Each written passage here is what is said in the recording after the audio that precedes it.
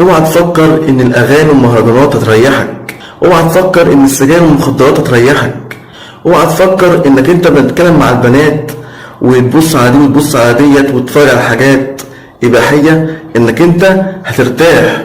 عمرك ما ترتاح في معصيه الله سبحانه وتعالى، لان ربنا سبحانه وتعالى قال: ومن اعرض عن ذكري فان له معيشه ضنكا. بعدت عن ربنا سبحانه وتعالى وبتعمل ذنوب فليك معيشه ضنكا، تعبان ومخنوق ودي تقفلها في وشك لانك انت بعيد عن ربنا سبحانه وتعالى. لكن لما تقرب من ربنا، تصلي، تقرا قران، تسمع قران، تدعو الله سبحانه وتعالى يحل مشاكلك، هتلاقي نفسك مرتاح ومطمن، واي مشكله عندك ربنا يحلها لك. لكن هيحلها بالاغاني والمهرجانات والسجاير والمخدرات والبنات والكلام ده كل ده مش هيحلك اي حاجه، بالعكس هيخلي المشكله تكبر. لكن ربنا سبحانه وتعالى هيحلها لك، لان الله سبحانه وتعالى على كل شيء قدير. فخليك معاه وقرب منه عشان ترتاح.